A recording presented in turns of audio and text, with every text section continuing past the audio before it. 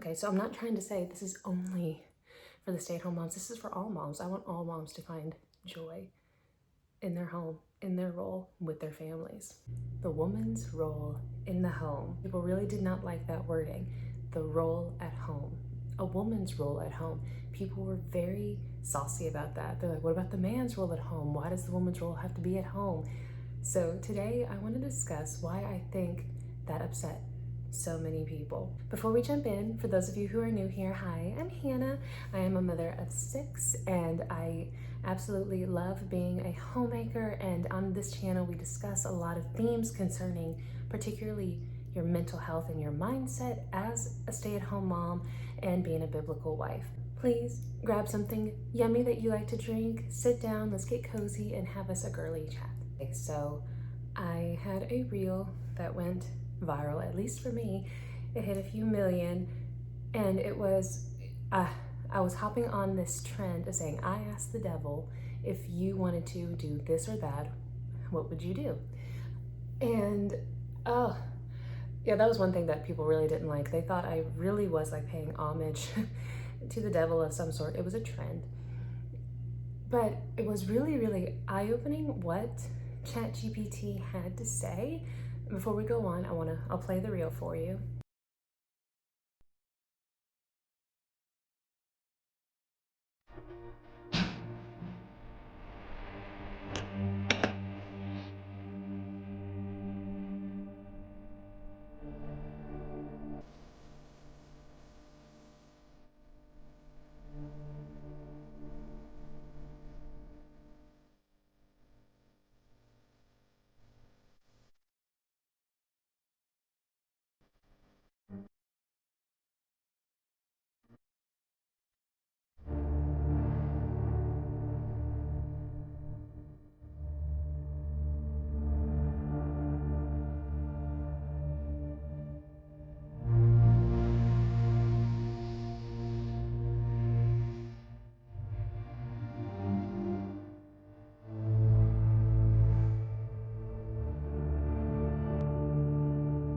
Yeah, it's interesting because people could very easily argue that ChatGPT is going to type up whatever it thinks you want it to say. It's still very thought-provoking the way it organized those bullets.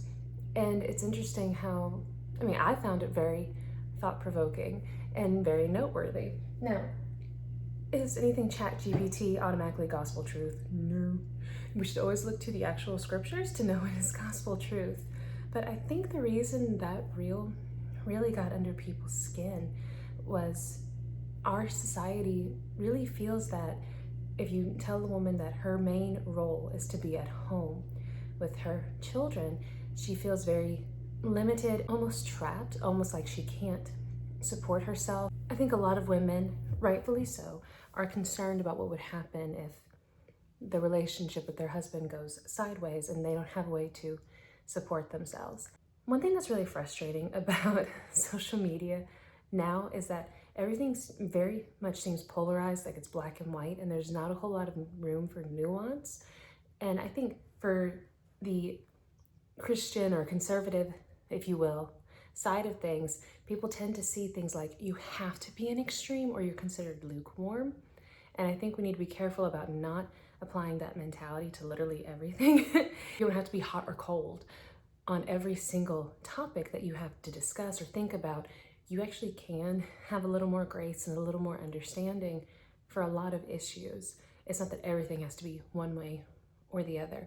And there are, unfortunately, lots of situations where a woman does need to be able to take care of herself and her children. I personally believe that all of us have multiple roles, just like I have a role of wife, friend, sister, aunt, daughter, so on and so forth. I'm not just a mother. Being a mother is not my only role. However, it is the role that I take on as my personal career. It's what gives me my sense of fulfillment, and it's what I want to do with my days.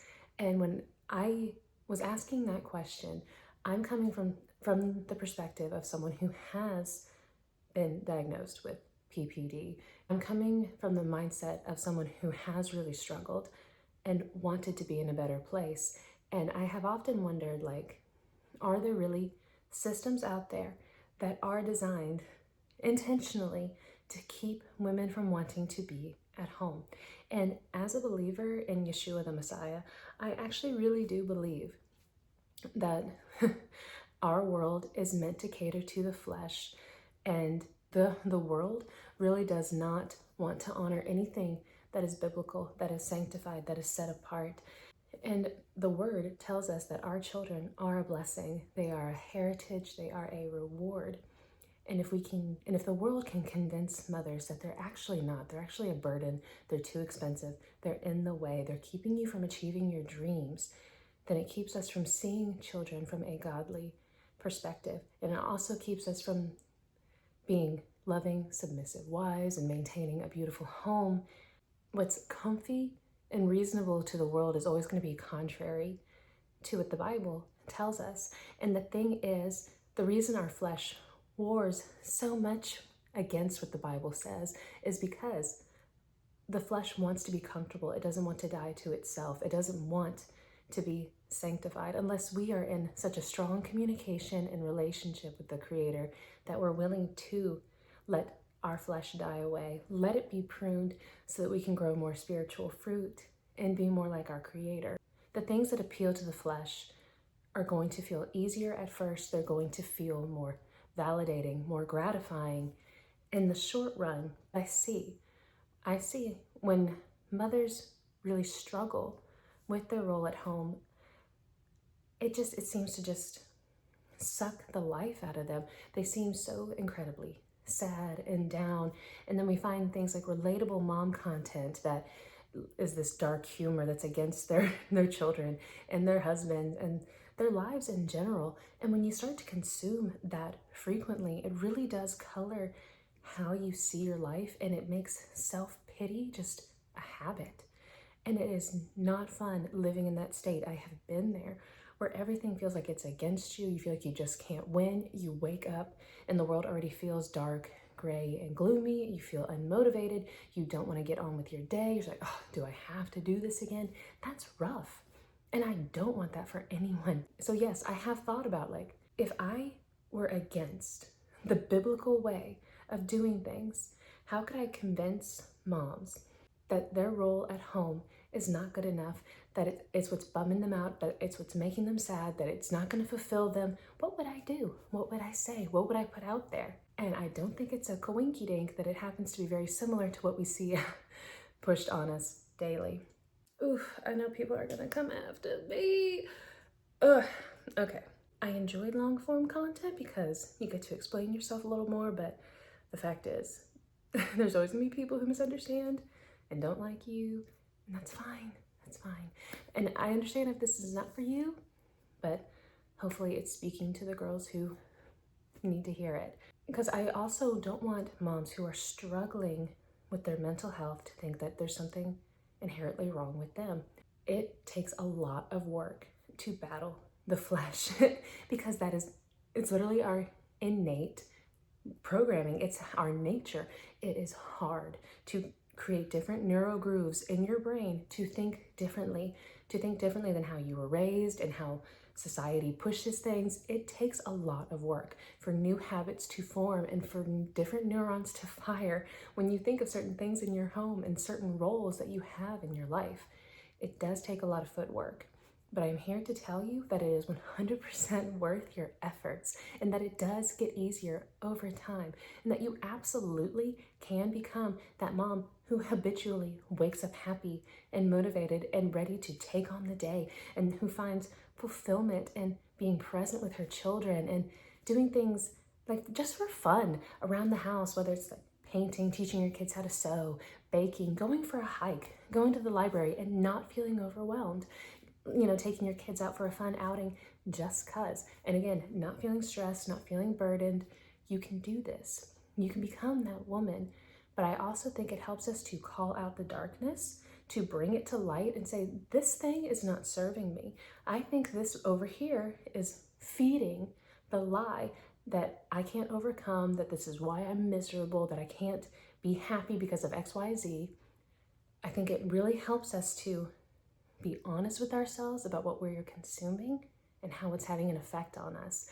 And I think we also need to be very intentional about the inputs that we allow to filter into our brains. We have to be very careful about the content we consume, the movies, the music, the books, our friends. All of it has a major impact.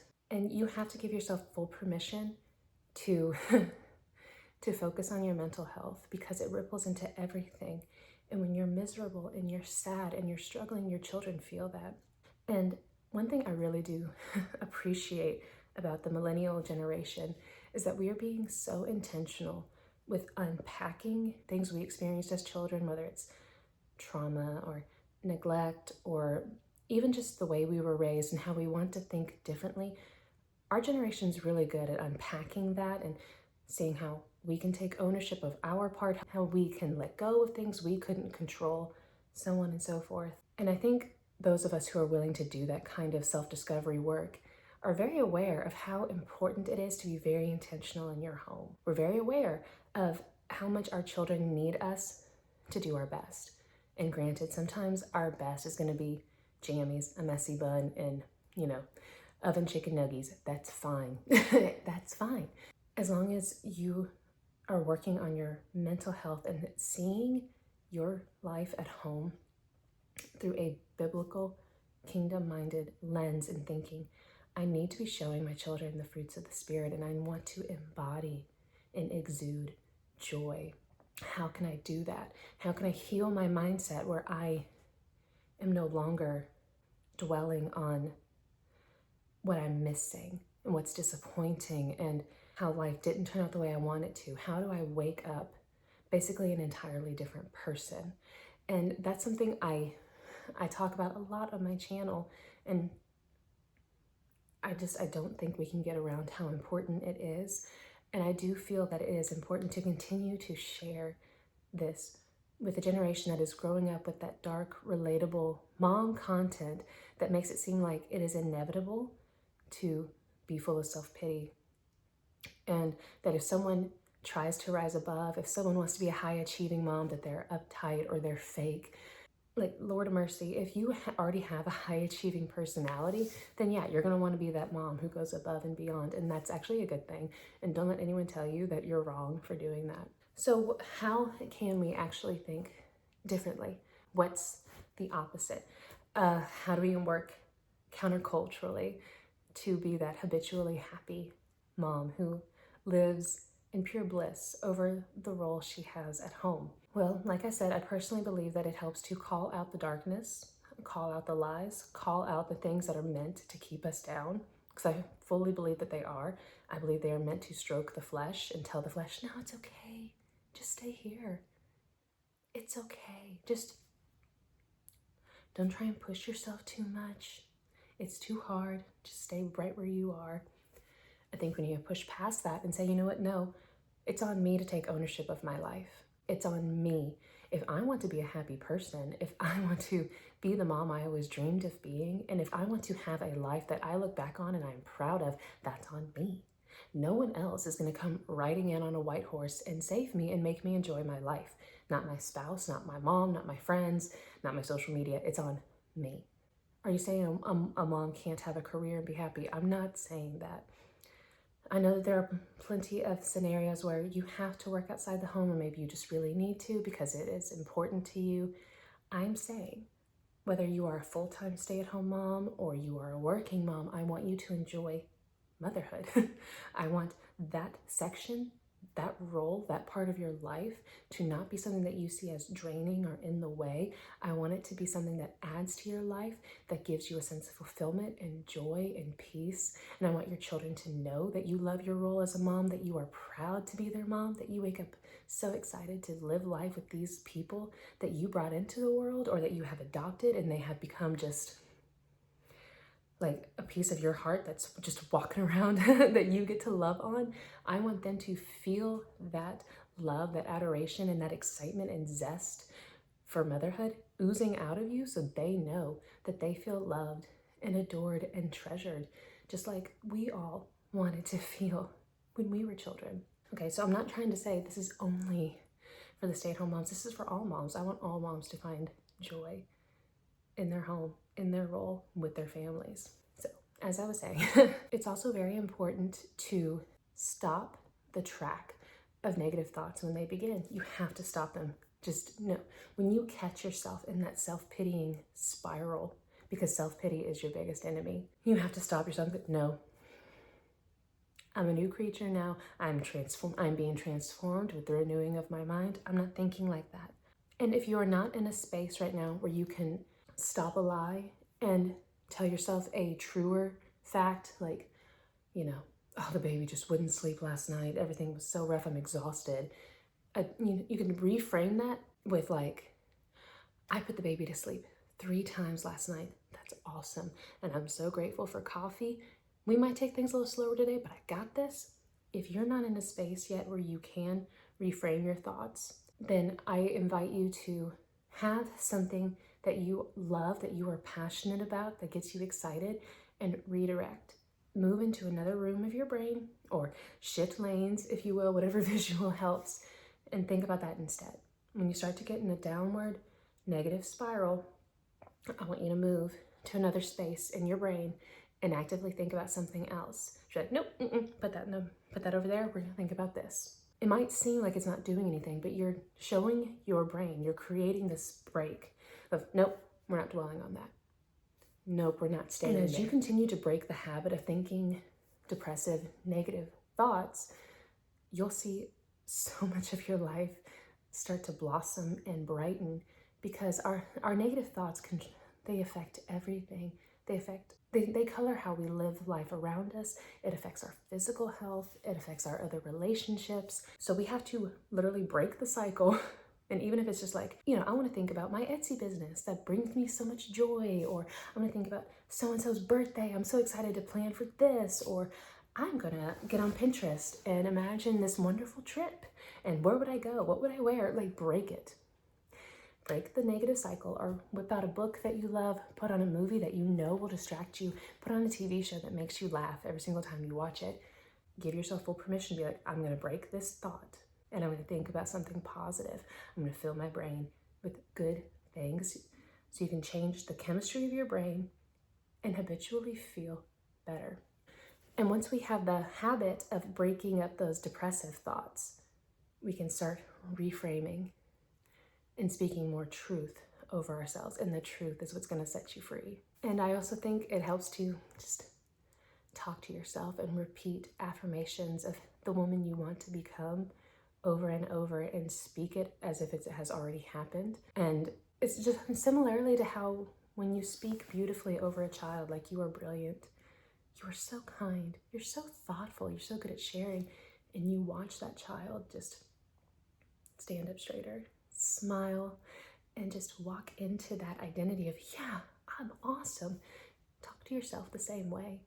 Talk to yourself like you would someone you love. And I think it's also important to infuse your life with things that genuinely make you happy. And I don't mean this on a high consumerism, like materialistic basis. Like, for me personally, I know my mental health is better just when I read.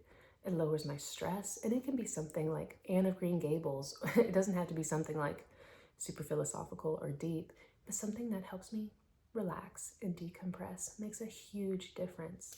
Or sewing. It can be like just mending a skirt. Doing something with your hands is very calming, and there's that sense of gratification when it's over. It can be doing a small craft with your child that's really easy for both of you to do and super easy to clean up, and be like, tracing leaves, doing something with glitter, painting a birdhouse. Do something to infuse more fun and joy in your day. Give yourself something every day that you can look forward to. Look up a recipe on Pinterest that you just absolutely think, oh, I could never make that. And then open it up, look at the ingredients, buy the ingredients, and just go for it. Just try it. It's actually really cool to be like, I made the thing and it really wasn't that bad and it tastes good. Look at me go. And now we're all going to enjoy it. Just step out of your comfort zone a little bit.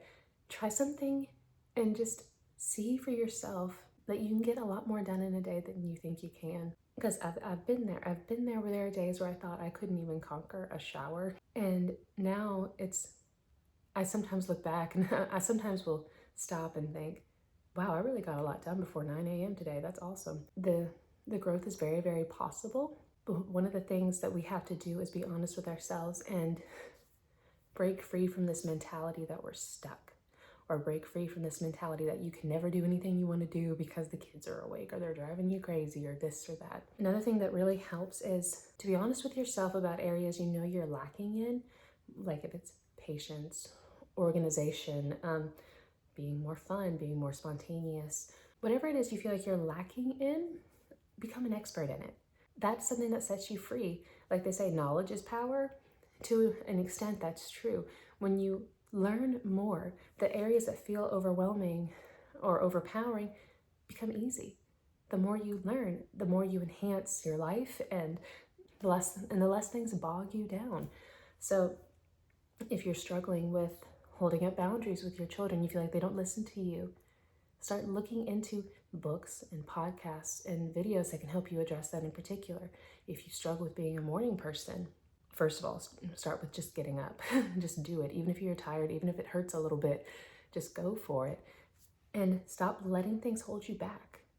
And because, girl, you really can do anything. We can do all through Christ. So start just going for it. I feel like this video is getting really long, so I want to wrap this up. But if you feel like we need a part 2, please let me know, and we'll give more examples on how to heal our mindset when it comes to our role at home. But I want to end today's video by saying I also think it really, really helps to, instead of feeding yourself content that's relatable, that makes you feel like it's cool to just stay stuck, don't worry about it, I think it's actually much more beneficial to allow yourself to be inspired by moms who you feel like are killing it. Even if it feels like it's just above and beyond, that is like there's no way that that's really how it is. Well, maybe it is their reality. Maybe they really are that organized. Maybe they really are that fun. And then think to yourself, how would I feel if I actually was that fun mom? Or if I really was that bougie with the meals? Like, maybe I could try being bougie with one meal a week and see how that makes me feel. Or maybe I can try being that more fun and spontaneous mom a day this week. Go ahead and pick it, and like we'll go do something fun that's outside of our realm of normal and see how that goes. You know, it certainly helps to actually see those things and tell yourself, well, what if I actually did that myself? What if it actually is possible? And what if I became more like that? Allow yourself to be inspired. Allow yourself to imagine. Allow yourself to see yourself as that mom, even if you don't think that other person's being real. Like, well, what if I was like that? What if I self-actualized that version of a mom that I really want to be? That if I could picture the absolute perfect version of myself as a mom, how would I react? What would I say? What would I do? How would I dress? How would I do my hair? You know, how would I wake up in the morning? How would I respond to this? What would I say to that? And just start showing up as her. And the more you do that, the more you will literally change the pathways in your brain, and you will start showing up as her. It's completely possible. There's a lot that can be done with neuroplasticity. It's amazing how our Creator made our brains to be plastic, and we literally can become whomever we want to be. And that's not just a saying that was fed to us as kids. So I want to give you full permission as an adult to imagine that romanticized version of yourself and think, okay, here we go. I'm done being this version of myself. I want to be this person starting today. Like, I am made new. I am made new through Messiah, and I'm going to keep showing up at her until I don't have to remind myself to do it, and I just do it. So anyway, if you made it through this chatty, rambling sesh, I really appreciate it. I wanted to discuss further that reel because it got so many views and angered a whole lot of people, and then there are lots who appreciated it. So I just want to say the role at home is a sacred calling from the Most High, and I do believe that there are systems out there who do want to undercut it and make it feel oppressive instead of a blessing. So just remember, you're not alone in feeling down about it at times, but there are ways to rise above. There are ways to enjoy it to your fullest extent, and I only want the best for you. And I want to thank you so much for being here. If you like this video, please like and subscribe so you never miss another video. And I hope to see you guys in the next one. Bye, friends.